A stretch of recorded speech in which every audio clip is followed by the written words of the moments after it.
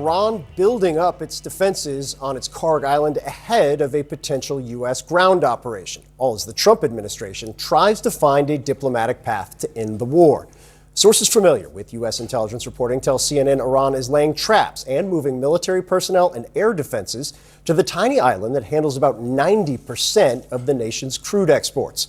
Sources also tell CNN the Pentagon is weighing a takeover of that island as a way to force the reopening of the Strait of Hormuz.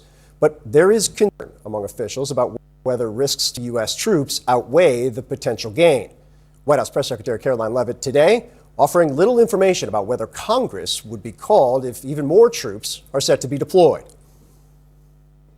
That formal authorization from Congress is not necessary because we're currently in major combat operations in Iran. The Department of War and the President, as I said, estimated about a 4 to 6 week timeline for the full completion of these military combat operations. At this moment, it's unnecessary. The President likes to maintain options at his disposal.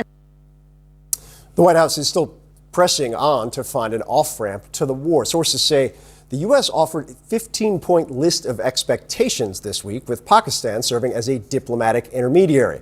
An Iranian official today rejecting that proposal through state media. Iran is offering its own conditions, and the Iranian official says Tehran will not allow Trump to dictate the timing of the war's end. President Trump said Tuesday Vice President J.D. Vance, Secretary of State Marco Rubio, set to lead negotiations. Officials telling CNN a potential meeting this weekend could happen in Pakistan, although exact timing and location remains very fluid. The president also has said Secretary Rubio, along with Special Envoy Steve Witkoff and the president's son-in-law, Jared Kushner, will take part in negotiations with Iran, although it's still unclear whether they'll travel to Pakistan for a meeting this weekend. Let's discuss all of this with retired Brigadier General Steve Anderson. General, really appreciate you coming in. I want to start with the headlines that people may have seen. CNN reported about a deployment of about 1,000 troops from the 82nd Airborne. And just to start with the 82nd Airborne itself, spent a lot of time in Fort Bragg as a kid, the significance of the unit. It's a great unit. The immediate response force that they put together, probably about 1,000 troops, although some people are saying perhaps 2,000. That's probably about a battalion's worth. They can be on the ground in about 22 hours or so to fly to a place like probably Al Udeid Air Base in Qatar. That would put them, if the mission is Kharg Island, they'd be about 250 miles away. Still a long shot, but still something they could do. If the mission is in the Strait of Hormuz, as some people have talked about, that could be also 250 miles away, and they could go to seize an island there. But I mean, this is a light unit, okay? So they're going to have crew-served weapons. They're going to have individual weapons. They're going to have some mortars. They're going to have aviation support. They're going to have Apache helicopters. You know, they're going to probably be lifted in on Chinooks or maybe even Blackhawks. Probably take about 70 some odd Blackhawks to move a unit of that size, a battalion size, into Kharg Island. If they had C-130s and they wanted to do an airborne operation, which they could, take about probably 15 or so C-130s. But again, that's a very, very dangerous situation. So it's a very capable unit, but they're small. They're probably most ideal for taking something like the airfield at Kharg Island. The buildup that we've seen also, Marine units have been moving toward the region as well. I think there's a lot of questions about what it actually means, whether it's an optionality issue or whether it is, there are definitely going to be boots on the ground. Speaker Mike Johnson said this when he was asked about it. Listen. The buildup of troops is very different than boots on the ground. We don't have boots on the ground. I don't think that's the intention, but I think Iran should watch that buildup and they need to take note of that. The distinction there, I understand it on its face, but a buildup at this level to where it's at right now, is this something that can be pulled back with no repercussions? Absolutely, Phil. I mean, it could. I mean, it could be a bargaining chip, you know, for diplomacy, just like Speaker Johnson suggests. The MEU is going to be a very capable entity. Right now, the 31st MEU, we believe, is at the mouth of the Persian Gulf, but they still got to come through the Strait of Hormuz, you know, or if in fact they're going to go to something like Kharg Island or one of the islands within the strait.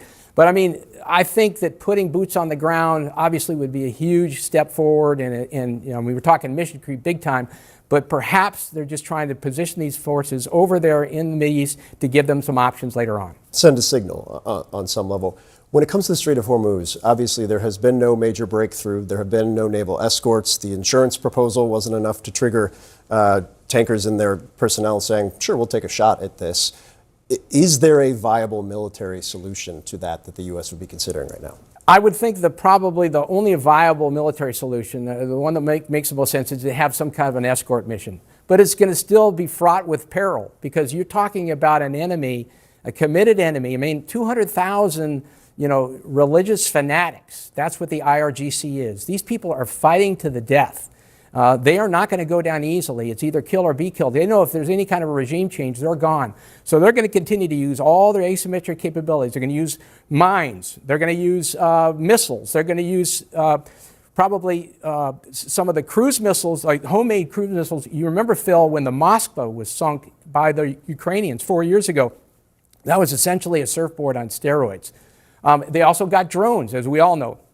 So they're going to use all those elements of their power, their asymmetric power, to try to interdict the strait as best they possibly can.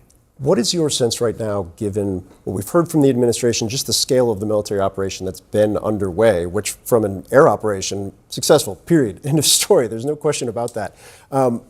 What's left, do you think? What's left is, I believe, a political solution. I mean, they've got to come up with something because obviously, there was never a doubt, Phil, that we were going to be able to dominate them militarily. That was never a doubt. But that's tactics. I'm talking strategy, and we don't really have an effective strategy, and we haven't really brought about an end of the war or even set the conditions, I think, to bring about an end of the war. Phil, you remember about a year and a half ago, maybe a year and a month ago, when President Trump was sitting in the Oval Office with Zelensky, and Trump kept yelling, "You don't have the cards, you don't have the cards." Zelensky had the cards. Trump just couldn't see them. The Iranians have the same cards. They have the will to fight. That's card number one. These are a committed, like I said, fanatical enemy. Card number two, they got the Strait of Hormuz. They've shut it down. We got 1,500 ships that are waiting to get through there. It's going to take 3 months to work off that backlog. And card number three, they still have 440 kilograms of highly enriched uranium. That hasn't been addressed with either. So the Iranians have a lot of cards they can continue to play. And, the Trump administration needs to do something about all three. Is the diplomatic pathway that's being pursued right now the best option, in your view, that's on the table? I think it probably is. We got to come up with a diplomatic solution, because the military is not the right answer. President Trump tends to use the military because he can, because he knows when he says, hey, jump 6 feet or jump this high, they're going to do it. The problem is that diplomacy is much, much more difficult. They're going to have to develop some kind of diplomatic solution. And unfortunately, the Iranians don't trust us right now because Steve Witkoff and Jared Kushner have burned them twice, which is why they're asking to negotiate with J.D. Vance right now. So you can see their position. But this war is not going to end until the Iranians say it's going to end.